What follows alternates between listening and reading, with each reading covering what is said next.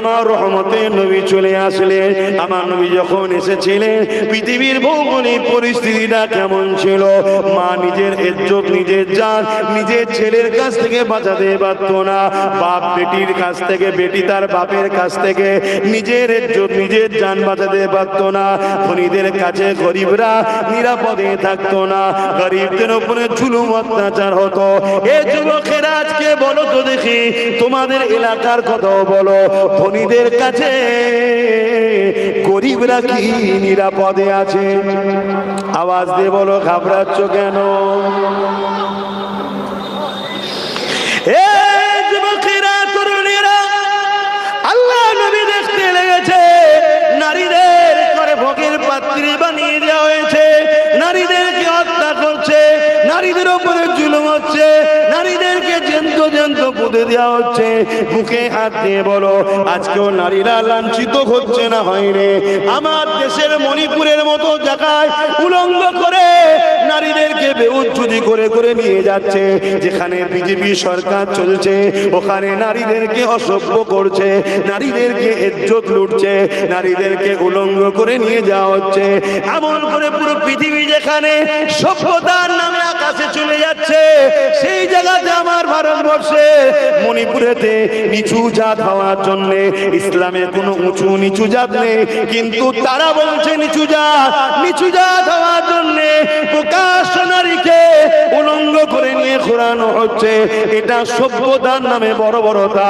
তাহলে আজকে নারীদের উপরে জুলুম হবে, নামাজি নামাজ পড়ে কানে তালা দিয়ে বসে থাকবে, রোজাদার রোজা রেখে চোখ বন্ধ করে বসে থাকবে, ইমাম আলেমরা এমন করে নারীদের উপরে জুলুম হবে, তুমি কথা বলবে না। কিসে তুমি নবীর দ্বীনের প্রচারক হলে? কিসে তুমি উম্মতে মুহাম্মাদি হলে? আমার নবী মায়ের জাতকে বাঁচাবার জন্য মার খেয়েছে, আমার নবী নারীর জাতের অধিকার দিবার জন্য মার খেয়েছে, আমার নবী নারীদেরকে অধিকার দিতে গিয়ে বদরের ময়দানে, উহুদের ময়দানে, তায়েফের জমিনে রক্তাক্ত হয়েছে। এই যুবকেরা আমার নবী এত মার খেয়ে এত কষ্ট করে আল্লাহ নবী নারীদেরকে কত সম্মান দিয়েছে, কত ইজ্জত দিয়েছে। আল্লাহ নবী জানিয়ে দিলেন, আল জান্নাতু তাতাউদ্দামুল উম্মাহাত, প্রতিটা নারী হলো মায়ের জাত, এই মায়ের পায়ের তলায় পুরুষ ছেলের জান্নাত। আরো জোরে বলুন সুবহান।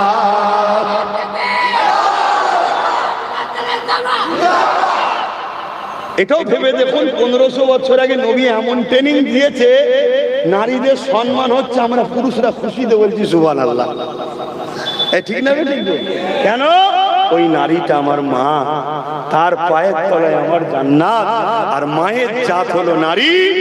প্রতিটা বাড়িতে যখন নারী সন্তান হয়, আল্লাহ রসুল জানান ওই বাড়িওয়ালাকে আল্লাহ শান্তি জান্নাতের সুসংবাদ দেয়। জোরে বলুন সুবহানাল্লাহ। আল্লাহ নবী আরো বলেছেন, কারো ঘরে যদি একটা দুটো তিনটে পরপর কন্যা সন্তান হয়, এই 3 কন্যার বাবা আব্বা যদি 3টে কন্যাকে পূজা না মনে করে দেখাশোনা করে পড়াশোনা করিয়ে থাকা খাওয়া জামা কাপড় সুন্দর নিরাপদ রেখে থেকে লালন পালন করে যদি বিবাহ দিয়ে দিতে পারে, আমি রাসূলুল্লাহ নবী দুটো আঙুল তুলে দেখিয়েছে যেমন পাশাপাশি। শোনো যুবকরা, কন্যা হলে মন খারাপ করো না, বুড়ো বয়সে ওখানেই ভাত পাবে। ছেলেদের কাছে ভাত আজকাল আর হয় না, তুমি কি করছো দেখো না, তাহলেই তো উত্তর পেয়ে যাবে। তো কি বলে, সত্যি মায়ের জাত, নারী আল্লাহ কি নিয়ামত করেছে, আজকে সে নারী নিরাপদে আছে। সে মুসলিমের মেয়ে হোক আর হিন্দুর মেয়ে হোক, সাঁওতাল বাগদি যেই হোক, নারী মায়ের জাত। হিন্দুর ঘরের মেয়েরাও মায়ের জাত, ঠিক না ঠিক? অতএব সে যার উপরেই জুলুম হোক, এই নারীদের ইজ্জত বাঁচাবার জন্য সংগ্রাম লড়াই করে নারীদের পাশে দাঁড়িয়ে তাদের অধিকার দিবার নাম হলো ইসলাম। জোরে বলুন সুবহানাল্লাহ, আরো চিৎকার দিয়ে বলুন সুবহানাল্লাহ। তাহলে এই বিষয়ে আমাদের লড়াইয়ের দরকার আছে না? আমার বাংলায় যদি নারীরা অপমানিত হয়, আমার বাংলায় যদি নারীরা ধর্ষিত হয়, আমার বাংলায় যদি নারী বেইজ্জতি হয়, এখানে কি প্রতিবাদ করা দরকার আছে না? কিন্তু আমার বাংলার সিস্টেম তো আলাদা। আমার বাংলা সরকার রেপের রেট বেঁধে দিয়েছে। এই বয়সের মেয়ে রেপ হলে এত টাকা, এই বয়সের মেয়ে রেপ হলে এত টাকা, এইভাবে রেপ হলে এত টাকা, এইভাবে রেপ হলে এত টাকা। লজ্জা, নারী নামের কলঙ্ক হলো আমার রাজ্যের মুখ্যমন্ত্রী। কথাটা কি গায়ে লেগে গেল? এই গায়ে লেগে, যদি কারো গায়ে লাগে মনে রেখে দিও, তোমার মাটাও কিন্তু নারী। তোমার মায়ের হয়েই আমি কথা বলছি। তোমার তো কলিজায় দম নেই। কাল না জানি তোমার পরিবার, তোমার বেটি যদি কোনো জায়গায় ইজ্জত লন্ডন হয়ে যায়, তখন তোমার কেমন লাগবে? হ্যাঁ, যখন শাসকের ছায়া তলে দুষ্কৃতীরা থাকে, আর শাসক যখন মাথায় হাত রেখে বলে সব ছাড়, শুধু ভোটের সময় চুরি করে জিতাবি আমাকে, সে ঘরের বেটিকে আর বেটির নজরে দেখে না। সে তখন পশুর সুরাত হয়, বাড়ির মেয়েগুলোকে ভোগ করার জন্য স্বপ্ন দেখবে না, দেখবে না। তাহলে বলুন, এইরকম নারী বিদ্বেষী, নারী বিদ্বেষী, নারীদের চরিত্র হরণের রেট যারা বাঁধে, এদের বিরুদ্ধে লড়াই করার নাম হলো ইসলাম। আজকে মুসলমানের ঘরের বেটা উলামা দাবি করে, ইমাম দাবি করে, এদের সাপোর্ট করে, এরা বলে আমরা মুসলমান। খোদার লানত এমনি হচ্ছে, যেদিকেই তাকাচ্ছে মোল্লারা মার খাচ্ছে, যেদিকেই তাকাচ্ছে মুসলমান মার খাচ্ছে। আমরা মার খাওয়ার পাওনাদার হইছি। যেমন আলেম উলামা ইমামদের সম্মান নেই সমাজে, এ আছে কথা বলেন কেন নেই? এদের ডিউটি এরা করে না। এদেরকে আল্লাহ দুটো কাজ দিয়েছে, কুনতুম খায়রা উম্মাতিন উখরিজাত লিন-নাস তা'মুরুনা বিল মা'রুফ ওয়া তানহাউনা আনিল মুনকার। এরা অন্যায় দেখলে রুখবে, হাত দিয়ে হোক, মুখ দিয়ে হোক, আর অন্তর থেকে হোক, প্রতিবাদ করে এই অন্যায়কে রুখবে। রুকা বন্ধ করে দিয়েছে, অপরন্তের অন্যায়ের সঙ্গে গা মিশিয়ে চলছে। আল্লাহ তাই সমাজের কাছে এদের ইজ্জত তুলে নিয়েছে। আমি সব উলামাকে বলছি না, যেসব উলামারা হকবাদী, যেসব উলামারা ভালো কথা বলে, আমি তোমাদেরকে শিক্ষা দিয়ে যাচ্ছি। তাদের মুখের দিকে যদি তাকাও, আল্লাহ নবী বলেছে এরা আমার ওয়ারিস। তোমরা তাদের মুখের দিকে যদি তাকাও, নবী দেখে সাহাবারা যে নিয়ামত পেয়েছে, আল্লাহ তোমাদেরকেও সেই নিয়ামত মিলাবে। জোরে বলুন সুবহানাল্লাহ, আরো জোরে বলুন সুবহানাল্লাহ। আবার এই কথা বলাতে অনেক টিটকিরি হয়। কথা বুঝে কারা টিটকিরি করে? যারা আমার খুঁত খুঁজে বেড়ায়। আমার বক্তব্য, যাদের জ্বলন হয়, মুনাফিক মুসলমান। কথা বুঝছেন না? তারা তো কোনো দিকে পায় না। তারা কি বলে? পাগলামি করার জায়গা পায়নি, ভণ্ডমি করার জায়গা পায়নি। ওনার হাতে হাত দিয়ে নাকি মুড়ি দেওয়া নাকি নবী দেখেছে। আচ্ছা, আল্লাহ যদি কোনো যুবককে তওবা করিয়ে ইস্তেগফার করিয়ে আমার হাতে বায়াত হলো ধরেন না, হয়ে থাকে, আমি বললাম ফজর বাদ এই দরুদ পড়বি, মাগরিব বাদ এই দরুদ পড়বি, ঈশা বাদ এই দরুদ পড়বি, ও নবীর প্রেমে ভালোবাসায় দরুদ পড়ছে। আল্লাহ যদি ওকে নবীর দিদার দেয়, তাই এদের বুকে জ্বলন হয় কেন? আমি কি বলছি বুঝছেন তো নাকি? আমি কি দেখাবার মালিক? আল্লাহ নবীকে দেখা যায় না, যায় না। এদের আকীদা হলো না নবীকে দেখা যায় না। কেন? এদের আকীদা নবী মরে শেষ হয়ে গেছে তো। নাউজুবিল্লাহ বলে। তাহলে এরা রাজনীতির নামে সমাজ থেকে ইসলামকে মুছছে না মোছে না? এই কথা বলে। তাহলে আমাদের উলামাদের কি দায়িত্ব? সমাজে ইসলামকে ঠেকাবার জন্য, ইসলামকে যারা মিটাতে চায় তাদের বিরুদ্ধে বলা দরকার আছে না? যেমন আমি বলছিলাম, উত্তরপ্রদেশ থেকে শুরু করে যতগুলো বিজেপি শাসিত রাজ্য আছে, প্রতিটা রাজ্যে নারী সুরক্ষিত নয়। মিডিয়া বলছে, খবর বলছে, সেকেন্ডকার রিপোর্ট বলছে। অর্থাৎ বিজেপি সরকার নারীদেরকে সিকিউরিটি দিতে পারছে না। বিজেপি গভর্নমেন্ট নারীদের ইজ্জত রক্ষা করতে পারছে না। অথচ এই বিজেপির সরকারে এক মানবরূপী পশু, আমার বাংলার ভাটপাড়ার গাঁজাখোর মাতাল, ও বলছে নাকি ইসলামে রেপ করাটা নাকি পাপ নয়। এই নাউজুবিল্লাহ বলবেন না? নাউজুবিল্লাহ বলবেন না? যাদের দলের অনেক নেতা মন্ত্রী, যাদের চরিত্র ঠিক নেই, যারা রাস্তাঘাটে কুকুর বিড়ালের মতো শারীরিক রিলেশন করছে, এটাও সমাজে দেখা যাচ্ছে। কেউ পদ দিবার নামে নারীদের শোষণ করছে, কেউ চাকরি দিবার নামে নারীদের শোষণ করছে।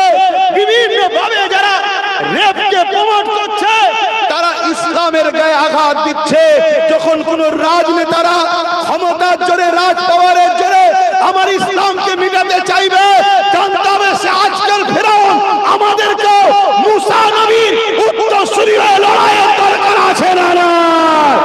হাত তুলে বলুন আছে না না? আপনি দেখাচ্ছেন আল্লাহ, আপনি বলছেন নামাজের কথা বলছেন না, মুসাই নামাজ তো পড়তে হবে সব বেটা জানে, রোজা রাখতে হবে সব বেটা জানে, হজ করতে হবে সব বেটা জানে, কিন্তু এরপরও ছেলেগুলো নামাজ পড়ে না কেন? এই জন্যই নামাজ পড়ে না। এই সমাজের একদল রাজনীতির নেতারা এদেরকে খেলা মেলার নামে জুয়া থেকে শুরু করে, মেলা থেকে শুরু করে, ফাংশন থেকে শুরু করে সবকিছুর মধ্যে টেনে টেনে টেনে টেনে এদেরকে খারাপ করে দিয়েছে। কথা বুঝছেন না? বোঝেন না? ঘা হয়েছে, মাথায় মলম লাগাচ্ছে পায়ে। কথা বুঝছেন না? বোঝেন না? সমাজ হকুন নাস মেরে ঘুষ উড়িয়ে দিচ্ছে।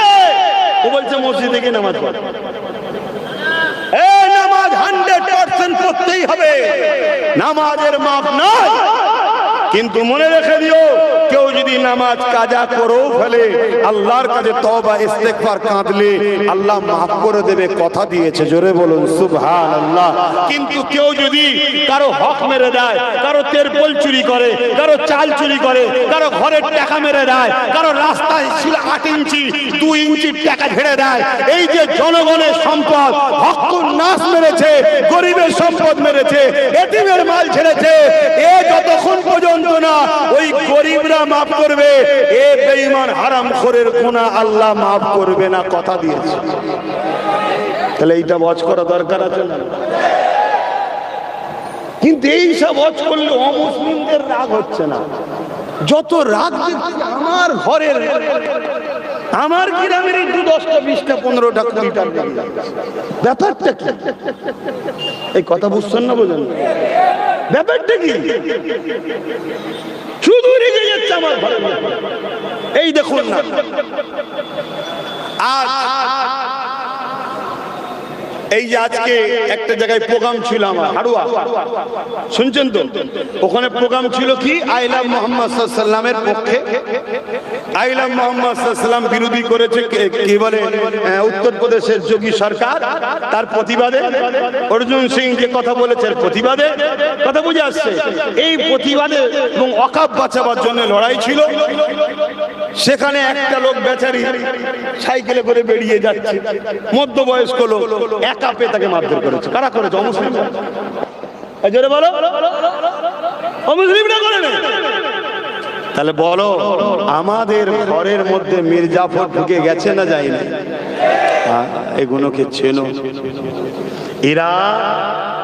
এরা বিভিন্ন জালিম সরকারের কাছ থেকে অর্থের বিনিময়ে আমার কমকে পিছন থেকে টেনে রাখছে। ক্যাঁকড়া দেখেছেন? ক্যাঁকড়া যখন কুয়া থেকে উঠতে যায়, তার জাত ভাইরাই সব পা ধরে টানে, যাসনি এখানেই থাক, যাসনি এখানেই থাক। কথা বুঝে আসছে তো? এরা সেই ধরে টানছে, যাসনি, বলতে হবে না, করতে হবে না। বলো, আমি বলবো না বন্ধ করে দেবো? আমি সবাইকে জিজ্ঞেস করছি, ইসলামের পক্ষে দাঁড়িয়ে ইসলাম বিদ্বেষীদের বিরুদ্ধে লড়াই, কথা বলবো না? বলবো না? হাত তুলে আল্লাহকে সাক্ষী দিয়ে বলো, এই হাত সত্য তো? আল্লাহ যে হাত উঠেছে, এই হাতগুলোকে আপনি কবুল করুন, এদের জীবনের গুনাহ মাফ করে দেন, এদের ডান হাতে আমলনামা নসিব করেন, এদেরকে দুনিয়া আখিরাতের কল্যাণ ও কামিয়াবি দেন। বলুন আল্লাহুম্মা আমিন।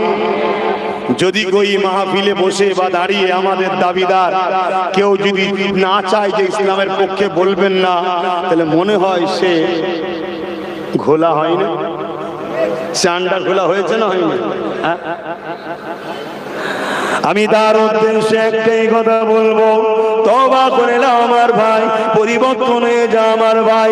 পৃথিবীর ইতিহাস তুমি যদি না জানো, জেনে নাও এই পৃথিবীতে কত দাদা এসেছে, আল্লাহ সবাইকে ঠান্ডা করে দিয়েছে। এই পৃথিবীতে কত জালিম সম্রাট এসেছে, আল্লাহ তাদেরকে ঠান্ডা করে দিয়েছে। এ নওজওয়ানেরা, তরুণেরা, আল্লাহ নবী নূহ নবী, দয়ার নবী, দ্বীনের দুশমনদের সাথী হয়ে যাও না। আল্লাহ নবী, দয়ার নবী, দ্বীনের দুশমনদের সঙ্গী হয়ে যাও না। তুমি যদি এমন একটা ব্যক্তিকে সহযোগিতা করো, এমন একটা ব্যক্তিকে সাথ দাও যে কিনা আমার নবী পাকের দ্বীনের দুশমন, যে কিনা ক্ষমতার জোরে আমার নবী পাকের দ্বীনের উপরে আঘাত দেয়, যে কিনা মিথ্যা ভাবে ইসলামের উপরে নানান দিক দিয়ে আঘাত দেয়, যে কিনা ক্ষমতার জোরে বুলডোজার দিয়ে আমার নবীর ঘর মাদ্রাসাকে ভেঙে দেয়, যে কিনা ক্ষমতার জোরে বুলডোজার দিয়ে আমার মসজিদকে ভেঙে দেয়।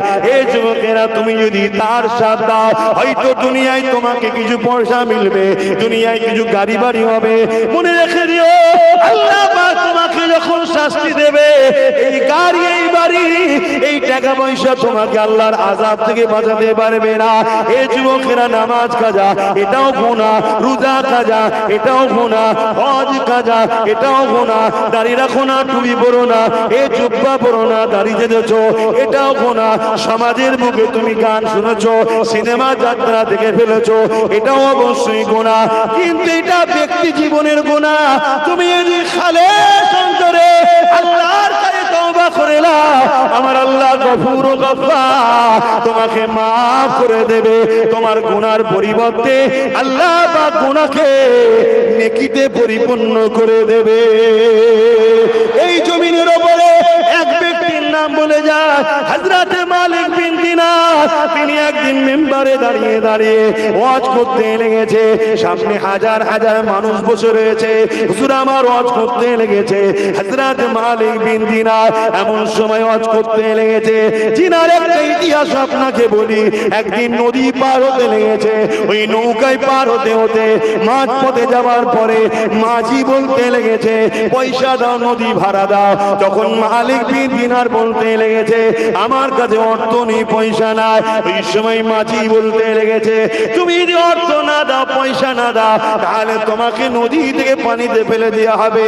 এইভাবে যখন ওনাকে ধরেছে, ওই মাঝি দেখতে লেগেছে পুরো নৌকোর যেদিকে যাচ্ছে ওই দিকটা বাদ দিয়ে বাকি তিন সাইডেতে হাজার হাজার মাছ একটা করে স্বর্ণের মুদ্রা নিয়ে পানিতে মুখটা ভাসিয়ে দিয়েছে।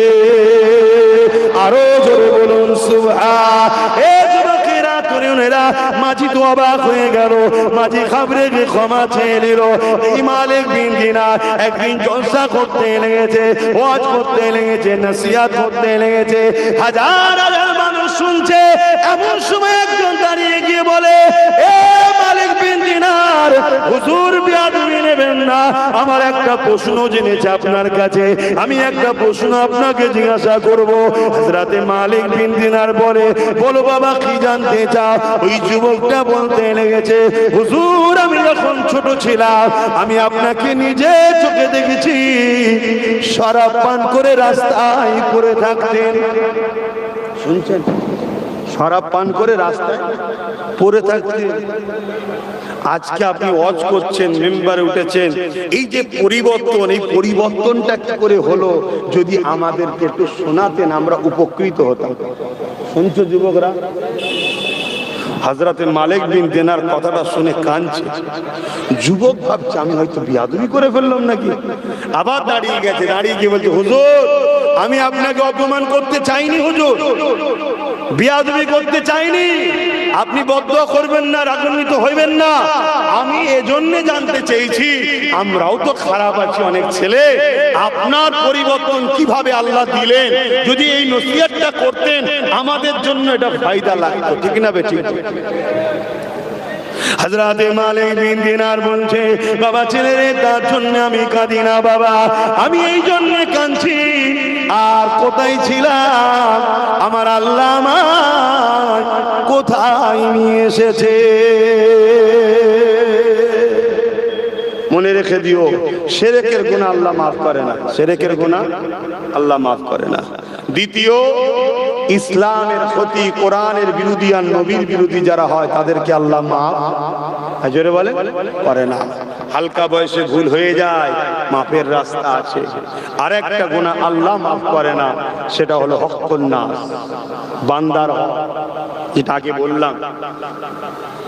বললাম এই যেমন অনেকে আমার রজকে কাটিং করে ছড়াচ্ছে তো নাকি, ধরেন দুটো লেখ শোনার পরে আমার ওই কথাটাকে সমালোচনা করলো, আমি হয়তো সেই কাজের কাজই নয়, এই যে আমার উপরে সমালোচনা করেছে ওকে আল্লাহ মাফ করবে না, ওয়াদা করেছে যতক্ষণ না আমি মাফ করি।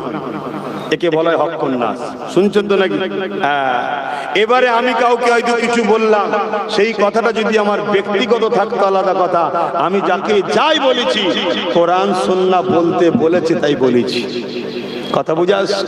কিন্তু তোমার কথাকে তো বিকৃত করছি। 30 সেকেন্ডের বক্তব্য, কত সেকেন্ডের? 30 সেকেন্ডের। আমি ওকে ভোট দিতে বললে তুমি দেবে?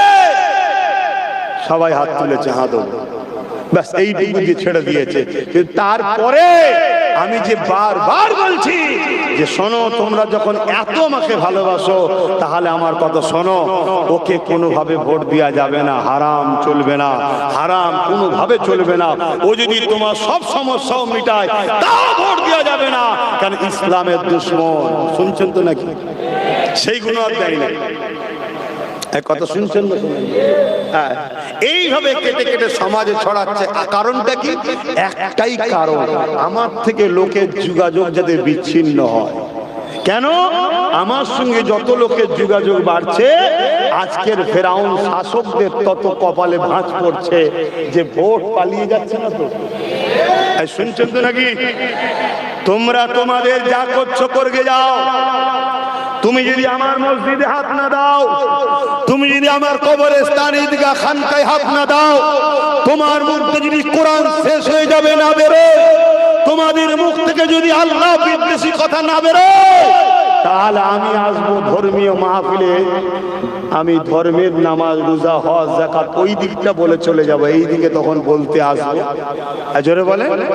আর যখন তুমি ক্ষমতার জোরে মনে করবে প্রশাসন আমার হাতে, মিলিটারি আমার হাতে, রাজ ক্ষমতা আমার হাতে, সেন্টার আমার দাদা, রাজ্য আমার দিদি, যা খুশি করে নেবো, আরে নাক ঢিলেরা শুনে রেখে দে। এইরকম মুসাইলামাতুল কাজ্জাব ভেবেছিল। মুসাইলামাতুল কাজ্জাব আমার নবী চলে যাওয়ার পর সে মিথ্যা নবী দাবি করেছিল। হযরতে আবু বকর সিদ্দিক তখন খলিফাতুল মুসলিমিন হয়েছিলেন, রাষ্ট্রপ্রধান হয়েছিলেন। তখন তিনার কাছে সাহাবারা এসে আলোচনা করলেন, ভাই আমার নবীর খতমে নবুয়াতের উপরে মুসাইলামাতুল কাজ্জাব নামে একজন চরিত্রহীন জালিম আঘাত দিয়েছে, কি করা যায়? হযরত আবু বকর সিদ্দিক বললেন, আপনাদের পরামর্শ কি? সাহাবা ভাইরা বললেন, অবশ্যই আমার নবীর বিরুদ্ধে কেউ আঘাত দিলে এতে আমার নবীর কিছু যায়?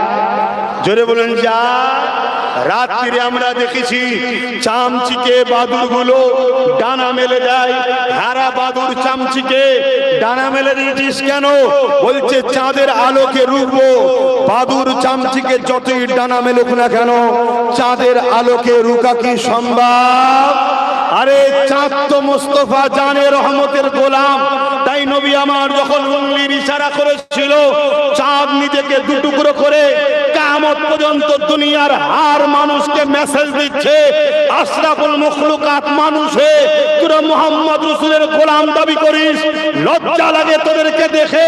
তোদের সমাজে মানব রূপী পশুগুলো আল্লাহর নবীর বিরুদ্ধে বলে, তোরা প্রতিরোধ করিস না। আর আমি আর চাঁদ যখন আমার রাসূলের উঙ্গলি ইশারা হয়েছে, নবীর ইজ্জতের খাতিরে আমি নিজেকে দুটুকরো করে দিয়েছি। জোরে বলুন সুবহানাল্লাহ, আরো জোরে বলুন সুবহানাল্লাহ। অতএব সেই চাঁদের আলো চামচিকে যেমন রুখতে পারে না, চামচিকের থেকেও নিকৃষ্ট কিছু মানব রূপী পশু আছে না? না। আবার এই কথা বললে কিছু মনীষা ইদানিং বেরিয়েছে, ফটফট করে বলবে কোরআনের কোথায় আছে মানুষকে কুকুর বলা যায়, শোর বলা যায়, বাঁদর বলা যায়, চামচিকে বলা যায়? হুজুর কোথা পেয়েছে? ওরে গাধা, যদি পড়তে চাস আই ঠেকাবো, কোরআনে কোথায় আছে? শুনছেন না শোনেন না? তোর যখন মনেই হচ্ছে কোরআনে নেই, তাহলে চ্যালেঞ্জ আসছিস না। ফ্রি ফুটেজ খাওয়ার জন্য, বাজারে উঠার জন্য আজকাল যেমন বড় বড় শয়তানগুলো দেখছে আমাদেরকে তো দুনিয়া চিনছে না, আমাদেরকে দুনিয়া গুরুত্ব দিচ্ছে না। শুনছেন না শোনেননি? আর মোহাম্মদ রসুলের গোলাম 850 বছর আগে চলে গেছে। কত বছর? 850 বছর আগে চলে গেছে।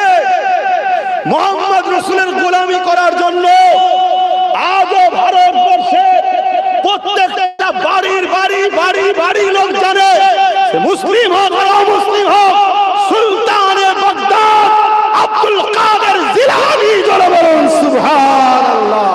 চেনে না চেনে না? আজ থেকে 800 বছর আগে এই হিন্দুস্তানের বুকে শুয়ে আছে, তামাম ওয়ার্ল্ডের মানুষ তিনাকে চেনে। তিনি হলো মঈনুদ্দিন আজমিরি। মঈনুদ্দিন আজমিরি এই ফেমাসটা হয়েছে অন্য কোন ধর্মগুরুদের ঘরে আঘাত দিয়ে নয়। আমরা পরের বাপকে গাল দিয়ে ফেমাস হই না, আমরা আমিন আল্লাহর গোলামি করি, আল্লাহ আমাদের ফেমাস করে দেয়। জোরে বলুন সুবহানাল্লাহ। বাত করো নবী কি, রাজ করো হার দিল মে। জোরে বলুন সুবহানাল্লাহ। তো ভাইরা আমার, আজ সমাজে কিছু এরকম বেরিয়েছে, তারা দেখছে আমাদের তো কেউ এরকম ফেমাস নাই, যার নাম করলে আমরা ফেমাস হব। এই আছে নেই? তখন সে কি করছে? দেখছে মোহাম্মদ রসুলের নাম তো করা যাবে না, কোন সব বিরোধী কর, তামার নবী বিরোধী করে ফেমাস হচ্ছে। শুনছেন না শোনেন? তো সেই নবী পাক সাল্লাল্লাহু আলাইহি ওয়াসাল্লামের জুতা মুবারকের ধুলোর উপযুক্ত হতে পেরেছি কি জানি না, কিন্তু হুজুরের গোলাম, এই গোলাম অনেকে হুজুরকে আঘাত দিতে গেলে তো ছাই চামড়া উঠে যাবে, ছোটখাটো চ্যাংড়া তৈরা, ওই জন্য হুজুরকে আঘাত দিতে পারছে না, গোলামকে টাচ করে ফেমাস হতে চাইছে। কত শুনছেন না শোনেন? আল্লাহ কোরআনে বলছে উলাইকা কাল আনআম, তাদের এমন কিছু মানুষ আছে যারাদের চরিত্রটা কেমন, তারা কেমন? চতুষ্পদ জন্তুর ন্যায়। কেমন বলছে? চতুষ্পদ জন্তুর ন্যায়। তারপরে আবার ওই আয়াতের শেষ অংশে আল্লাহ আরেকটু বলছে বালহুম আদাল, তারা আরো তার থেকেও নিকৃষ্ট। প্রথম বললো চতুষ্পদ জন্তুর ন্যায়, তারা যারা চোখ থাকতো না ইনসাফ সত্য দেখে না, কান থাকতো না ইনসাফ সত্য গরিবের কথা শোনে না, যারা হাত থাকতো মজলুম অসহায় দুঃখীদের সাথ দেয় না, যারা পা থাকতো দিন দুঃখী অসহায় এতিম বিধবা গরিবকে দেখতে যায় না, ইনসাফের পথে, ন্যায়ের পথে, সত্যের পথে, মানবতার পথে, এগুলোকে ইসলাম বলা হয়, এই রাস্তায় চলে না। আর যাদের জবান থাকার পরে হক কথা বলে না, এদেরকে আল্লাহ বলছে এরা হলো উলাইকা কাল আনআম, এরা চতুষ্পদ জন্তুর ন্যায়। এরপরে আল্লাহ থামে না, আরেকটুখানি বলছে বালহুম আদাল, নিকৃষ্ট, তার মানে খিঞ্জি সরের থেকেও খারাপ। শুনছেন না? এই কথা যখনই বলেছে, যে কটা 2 নম্বর এই ক্যাটাগরিতে ধরা পড়ে, সে কটার গায়ে জ্বলন শুরু হয়ে গেছে। কেন? ওই কটাতে এর মধ্যেই পড়ে। শুনছেন না? শুনুন, এই আপনার গায়ে লেগেছে, এই আপনাদের কারো লেগেছে, এই কথা তাদের তো লাগবে যারা এই চতুষ্পদ জন্তুর থেকেও নিকৃষ্ট। ব্যাস, তারা তখন খোঁজ তুলছে। এবার এই ক্যাটাগরির মধ্যে কিছু মৌলভী সাহেব আছে না নাই? কিছু বক্তা, ইমাম বক্তা আছে না নাই? আছে। কেউ বলেছেন মৌলভী সাহেব হলেই বিরাট কিছু ব্যাপার যদি হয়, তাহলে ইবলিস শয়তানকে তো পুরো রহমাতুল্লাহ আলাইহি বলে ভালোভাবে আদর করা দরকার। ও তো বিরাট বড় মৌলানা, এই বিরাট বড় মৌলভী সাহেব, ভুল কথা বলছে। ও জাননেওয়ালা নয়, ওর এলেম ছিল না, এত এলেম ছিল ফারিস্তাদের ঘরে পড়াতো, জান্নাতে যখন খুশি ঢুকতো, যখন খুশি বেরোতো। শুনছেন? আমার অজয় অসুবিধা হচ্ছে। আরে বাপের 5টা ছেলে, 5টাই যদি নরম হয়, জমি জায়গা ভিটে বাড়ি একদিন ছেড়ে পালাতে হবে না? হবে। 4টে ছেলে নরম আছে আলহামদুলিল্লাহ, একটা একটু গরম হওয়া দরকার আছে না? দাদা হুজুরের সব আওলাদ আল্লাহ করে ভালো, একটা না একটু টেম্পোরালা হয়েছে, তো অসুবিধা কি হচ্ছে? তোমাদেরই নাই সব ভাইয়েরা একটু নরম টাইপের, একটা যদি একটু গরম টাইপের হয় তোমাদের অসুবিধা হচ্ছে। পাড়ার দেখবেন ওই ছেলেটা বেশি মার খায়, যে সব সবাই মেরে যায়, আর পাড়ার ওই ছেলেটাকে কেউ ওর দিকে বড় চোখ বার করেও দেখে না। একবার দেখে উঠছিল দামকে যদি একবার ছেড়ে দেয়, এই নারী তাহলে বর্তমান সময়টা খারাপ হয়ে গেছে। বা এখন ভালো থাকলে থাকতে, নরম হলে বাড়ির 5টা ছেলে, ওই ছেলেটা বেশি ঠকে যে ছেলেটা সাদা মাটা হয়, 4 ভাই তাকে ঠকায়। কথা ভুল বলছি? তাহলে পরিস্থিতি অনুযায়ী দাওয়াই দরকার আছে না? না, দাওয়াইটা তো উলামারাই দেবে। কিন্তু আমার দুঃখ লাগে তাদেরকে দেখে যে আপনি বিরোধী যদি কমসে কম হকের পক্ষে বলতে নাও পারেন, কমসে কম আপনি আমার বিরোধী করা বন্ধ করেন। যে লড়ছে কেউ একজন লড়তে দে, এই কথা কি আমার ভুল বলা হচ্ছে? সে জায়গায় আপনি বিরোধী করতে নেমেছেন, কার হয়ে ব্যাট করছেন? কার হয়ে ব্যাট করছেন আপনি? আব্বাস সিদ্দিকী লড়াই করছে মান হাব্বালিল্লাহ ওয়া আবদালিল্লাহ ওয়া আতালিল্লাহ ওয়া মানালিল্লাহ ফাকাদ ইসতাকমালাল ঈমান। আমি কাউকে ভালোবাসি আল্লাহর জন্য, কারো বিরোধী করি আল্লাহর জন্য, কারো সঙ্গে আত্মীয়তা করি আল্লাহর জন্য, কারো সঙ্গে বিচ্ছেদ করছি আল্লাহর জন্য। কেন আমার মসজিদের দুশমনের বিরুদ্ধে বলি, আমার কবরস্থানের দুশমনের বিরুদ্ধে বলি, আমার আল্লাহকে, আমার দ্বীনকে যারা আঘাত দেয় আমি তাদের বিরুদ্ধে বলছি, ঠিক না বেঠি? আমি আজকের দিনের দাড়ি টুপির আড়ালে, নামের আড়ালে, মাওলানার আড়ালে, স্কলারের আড়ালে যারা আমার নবীকে আঘাত দেয় আমি তো তাদের বিরুদ্ধে বলি। আমি কোন নবীর পক্ষে মাননেওয়ালা, নবীর প্রেমিকদের বিরুদ্ধে বলি? জোরে বলুন। আল্লাহ, দ্বীন, মসজিদ, মাদ্রাসাকে যারা ভালোবাসে তাদের বিরুদ্ধে কখনো বলি না তো? বলি না তো? তাহলে তুমি কার হয়ে ব্যাট ধরে আমার বিরোধী করছো? ভাবনা দরকার আছে না? নাই। তুমি বিরোধী করছো আমার দুনিয়ায় ইসলামের দুশ্মন শাসক যারা তাদের হয়ে, আর আমি লড়াই করছি তুমি যাকে রব বলে মানো সেই আল্লাহর দ্বীনের জন্য। তোমার তো এইটুকু মেমোরিতে থাকা দরকার যে কি হচ্ছে এটা। আজ আমার বাংলার বারাইপুরেতে মসজিদের মধ্যে ঢুকে, মসজিদে ইমাম যেখানে নামাজ পড়ায় সেই জায়গায় দাঁড়িয়ে পেশাব করে দিল। আর যখনই মুসলমানদেরকে মারে, মসজিদ মাদ্রাসায় আঘাত করে, তখনই বাজারে একটা রিপোর্ট আসে ওর মেন্টাল সমস্যা। এটা একটা ভালো নাটক নয়? কথা বলেন, কথা বলেন। সেই ইমামের বাড়িতে আগুন ধরিয়ে দিয়েছে, আমি তো তার হয়ে কথা বলছি। সে কি ফুরফুরা সিলসিলা দেখতে গেছি? সে কি তবলিগ, দেওবন্দি, বেরেলি দেখতে গেছি? না। হ্যাঁ, আমাদের মধ্যে প্রথমেই বলছি তো কিছু জুজিয়াত মাসলার ঝগড়া আছে, সেটা কিতাবি লড়াই। কিন্তু আজকের লড়াইটা কি? সবাই মিলে আমার মসজিদ ভাঙছে। তো মসজিদ তো ফুরফুরাওয়ালাদেরও, মসজিদ তো দেওবন্দিরও, মসজিদ তো তাবলিগেরও, মসজিদ তো বেরেলিরও, মসজিদ তো আল্লাহর। তুই বলছিস আমার আল্লাহ, আমিও বলছি আমার আল্লাহ। এখানে সবার আল্লাহর ঘরের উপরে যখন কেন্দ্র সরকার কালা কানুন করে মিটিয়ে দিবার চেষ্টা করছে, এই সরকারের হাত থেকে মসজিদ মাদ্রাসাকে বাঁচানোর জন্য আমাদের সংগঠিত হওয়া দরকার আছে না? নাই? জোরে বলেন, আছে না? আমি সেই জায়গায় তো লড়াই করছি। বলছেন না, ঠিক আছে, আপনি কেন্দ্র সরকারের বিরুদ্ধে বলছেন, ভালো কথা। আপনি রাজ্য সরকারের বিরুদ্ধে বলেন কেন? রাজ্য সরকারের বিরুদ্ধে এই জন্য বলি, কেন্দ্র সরকারকে রাজ্য সরকার জায়গা করে দিচ্ছে বাংলায়, তাই বলছি। না, এই বাংলায় ছিল না, এই আসার পরে ঢুকেছে, এই জন্য বিরোধী করি। দুর্গাপুরে বলবুজানকে রাজ্য সরকার মাদ্রাসাকে ভেঙেছে, এই জন্য বিরোধী করি। এই সরকার বলেছে কোরআন শেষ হয়ে যাবে, আমার উন্নতি শেষ হবে না, এই জন্য বিরোধী করি। এই জন্য বিরোধী করি যখন মসজিদ মাদ্রাসার হয়ে বিজেপির বিরুদ্ধে আন্দোলন করছিলাম আমরা, তখন এই সরকার বলেছিল বিজেপির বিরুদ্ধে আন্দোলন করলে দিল্লি চলে যাও, এখানে আন্দোলন করলে আমি বড় দুশ্মন হব। তাহলে বলো, এই সরকার বিজেপির বন্ধু না দুশ্মন? তাহলে এর বিরুদ্ধে বলা দরকার আছে না? নাই? তাই বলছি। এটাও কি নিজের স্বার্থে বলছি? কথা বল। কিন্তু তোমাকে 3000 দেয়, তোমাকে 5000 দেয়, তোমাকে গোপনে লিফাফাই চলে আসে 10,000 মাসে, তোমার লিফাফাই চলে আসে 50,000 মাসে, তোমার লিফাফাই চলে আসে 1 লাখ মাসে, তোমার লিফাফাই চলে আসে 5 লাখ মাসে। তোমার গাড়ির মাথায় আলোতে দিয়েছে, তোমার আগে পুলিশ দিয়েছে, তোমার এই দিয়েছে, তোমার ওই দিয়েছে, তোমার মাথার কাজ করছে না তো, কিন্তু তোমার হুঁশ নাই। আমার ওয়াকাফের পার বছরে হাজার লক্ষ কোটি টাকা থেকে তোমাদেরকে ভিক্ষা দেওয়া হচ্ছে। যদি এই মসজিদ চলে যায়, এই মাদ্রাসা চলে যায়, এই কবরস্থান ঈদগাহ খানকা চলে যায়, তখন আর তোমার আলো থাকবে না, তোমার লিফাফায় 1 টাকা থাকবে না।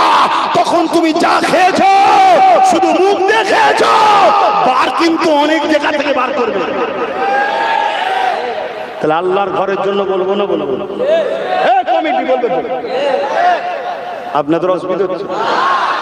এবার আমার একটা 80 বছরের মুরব্বী বাপ, তার কি ঝগড়া করার বয়স আছে না চিল্লাবার বয়স আছে? সে বলছে আমার বাচ্চা যেটা করছে ঠিক করছে, আমার ভাইপো যেটা করছে ঠিক করছে। এইটুকু তো কমসে কম আশা করতে পারি মুরব্বীদের কাছ থেকে। তা না করে আপনি মুরব্বী মানুষ, যাবার সময় হয়েছে, ইসলামের বিদ্বেষী নেতা নেত্রীর দালালি করে জাহান্নামে যাওয়ার শখ গেছে পুরো। এরম সমাজে কিছু আছে না নয়? বাপ হিসাবে বলে যাচ্ছে, শুধরে যাও। কালকে মরলে পরশুদিন 2 দিন হয়ে যাবে, কবরে কালার কানা দিয়ে যখন পিটাবে না, তখন লাল হয়ে যাবে, বুঝতে পারবে যে কি ভুল করেছি। এটা দিনের মামলা চলছে। এখন রুজি রুটির আর ব্যাপার নেই, যে চাকরি দেয়নি, শিক্ষা দেয়নি, কারবার দেয়নি, বেকারত্ব বেড়েছে, ও চল দুনিয়ার ব্যাপার, তোকে দেয়নি, তুই বুঝে লিগে যা।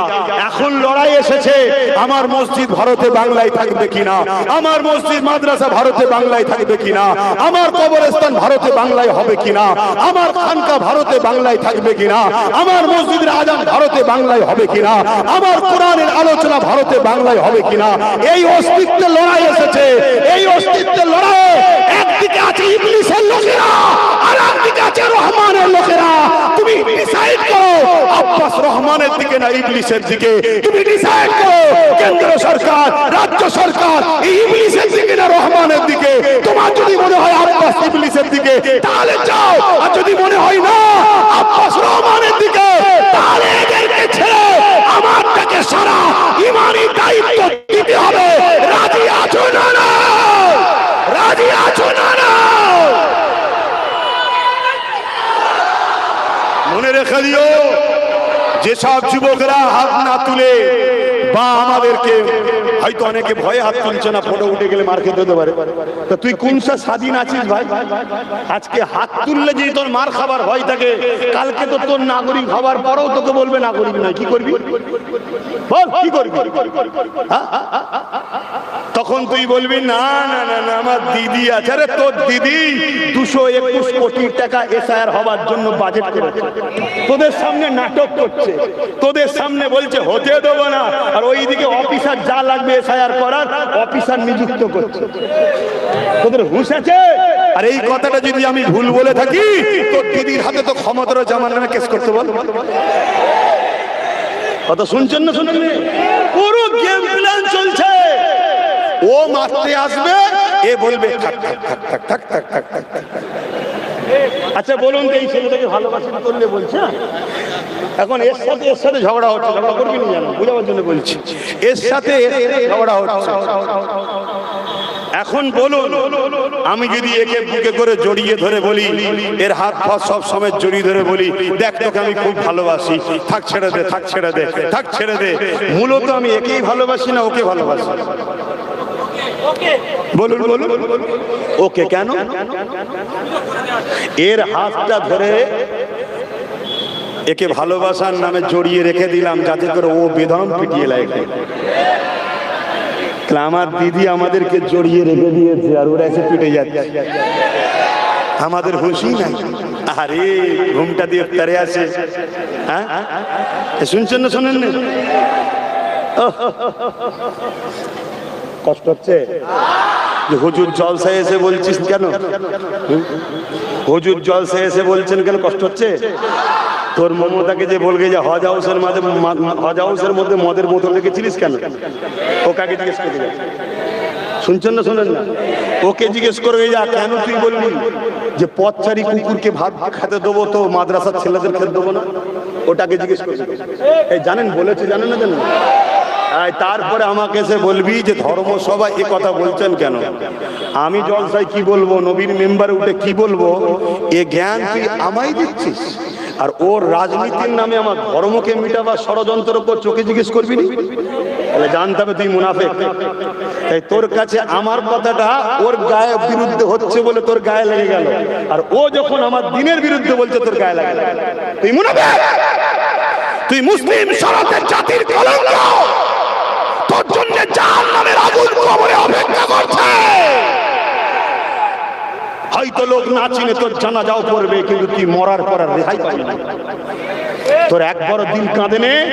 এই দিনের জন্য তোর রাসূলুল্লাহ কত মার খেয়েছে, এই দিনের জন্য পৃথিবীর উলামারা কত শহীদ হয়েছে, এই দিনের জন্য আজও পৃথিবী জুড়ে উলামারা কত কষ্ট করছে, এই দিনের জন্য আজও পৃথিবী জুড়ে কত উলামা হত্যা হচ্ছে। আর সেই দিনকে যখন মিটানো হচ্ছে, তুই মুসলমান দাবি করে জালিমদের দালালি করছিস, তাদের থেকে দূরে না এসে আমার সমালোচনা করছিস। মানে তোর তো উচিত রাজনীতির করা যখন এতই নেশা, নিজেরা সংগঠিত হ, তার সাথে সাথ দে যে তোকে ভাগীদারি